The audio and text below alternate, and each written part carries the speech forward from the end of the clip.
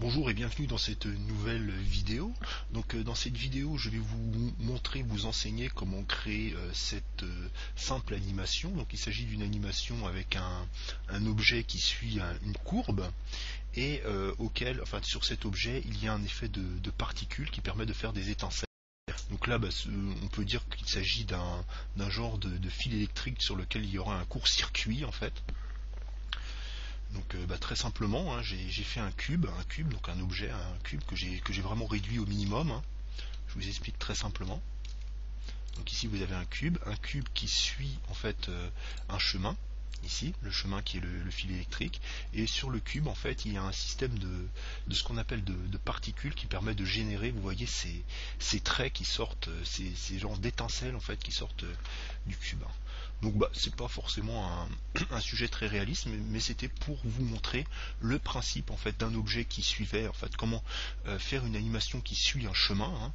Donc ça sert pas que dans le cas du fil, hein. Par exemple ça peut vous servir si vous faites des voitures qui sont sur une route, hein, et que vous voulez que les voitures suivent un chemin bien particulier, ou un train par exemple, ou si vous voulez qu'un objet, par exemple une fusée qui vole, vous voulez qu'elle suive une trajectoire bien définie, en fait, vous pouvez rien qu'à partir d'une courbe, vous voyez une courbe ici. Lorsque je vais passer en mode edit, vous voyez qu'il s'agit d'une courbe, d'un chemin, d'une courbe qui a un sens, hein, un sens représenté par ces flèches. Une courbe que vous pouvez entièrement modifier, hein. Vous voyez qu'ici, si je modifie le chemin comme ceci, lorsque mon objet redémarre, l'objet suivra toujours ce chemin, hein. Peu importe la modification de celui-ci, hein. Même si je le... Voilà. L'objet suivra exactement le chemin que vous avez défini. D'ailleurs, cette courbe, vous n'êtes pas obligé de l'afficher, hein. Moi, je l'ai affiché, hein, mais au niveau du rendu, vous pouvez totalement l'enlever, hein. Ici, par exemple, je vais passer en mode rendu. Donc, d'abord, je vais désélectionner cette touche qui permet de ne pas afficher la courbe au rendu. Et lorsque je vais repasser en vue caméra, je vais faire Alt A pour arrêter l'animation. Je vais faire F12 pour lancer un rendu. Vous voyez qu'ici j'ai seulement mon étincelle et le fil n'apparaît pas, hein. Tandis que si je le fais apparaître ici, je clique sur l'appareil photo ici dans cette partie, le fil maintenant apparaît, hein. Donc par exemple si c'est une fusée ou quoi que ce soit, que vous ne voulez pas que le chemin soit visible, hein, puisque ça ferait comme une fusée qui est dans l'espace, hein, dans le ciel, donc il ne faut pas que le chemin soit visible, vous pouvez le masquer ici, hein, très simplement. Nous allons voir tout de suite comment j'ai fait pour réaliser cela. Par contre, ce ne sera pas un tutoriel comme les autres, ce sera plus une explication, parce que à mon avis il est plus simple d'expliquer comme ça directement mon modèle, et je pense que c'est aussi facilement compréhensible. Donc ici j'ai créé un cube, très simplement, j'ai créé une courbe, hein. Pour créer un cube ou pour créer une courbe, vous faites Shift A, ici cube, une courbe, vous allez dans courbe, vous faites PAF, hein. La courbe, ici j'étais dans le menu, il y a un menu qui se crée en fait quand je crée les courbes. Je lui ai donné quelques valeurs, je lui ai donné un peu de forme, hein, parce que lorsque vous créez une courbe, ici je vais créer une courbe, elle n'a pas de forme, hein, comme vous pouvez le voir, hein, et elle n'est pas visible au rendu, hein. Donc d'ailleurs, dans le cas de votre fusée, c'est vrai que si vous créez une courbe comme ça qui n'a pas de volume, hein, elle sera de toute façon invisible, hein.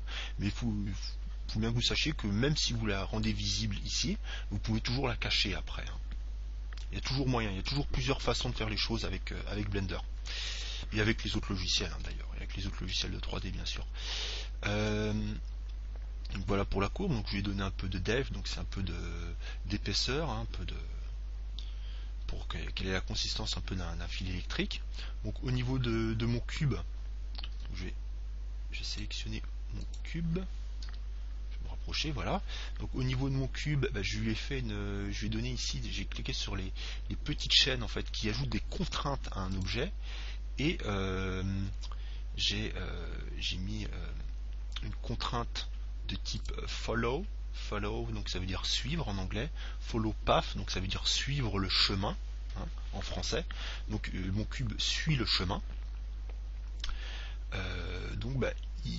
il est affecté à la courbe, hein.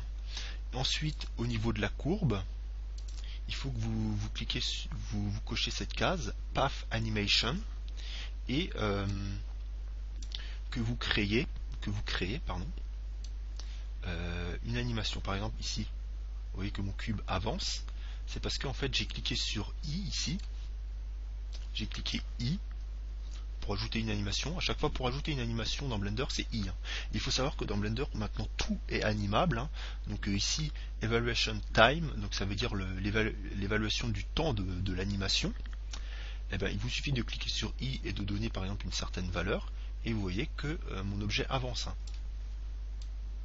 Donc là, maintenant si je le fais ici, vous voyez, hop, on peut même rajouter une autre clé d'animation. Ici vous voyez on a une valeur de 22, ici on a une valeur de 12. Par exemple au milieu de la courbe on peut lui donner par exemple une valeur déjà proche quasiment de 22 et ajouter une image. Et vous allez voir ici que maintenant l'objet accélère beaucoup plus vite et justement accélère plus vite justement d'ici à ici pour arriver à 22, mais que ici comme j'ai une valeur de 22 et ici j'ai une valeur quasiment identique, donc lorsque je suis dans cette valeur intermédiaire, mon objet s'arrête forcément, puisque les deux valeurs de temps ici et ici sont les mêmes, donc il n'a quasiment pas bougé. Par contre ici il bouge énormément, puisqu'ici on a une valeur de 22, mais à la fin même on a une valeur de 62.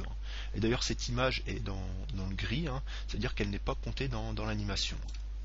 L'animation s'arrête ici, quasiment au bout de câble.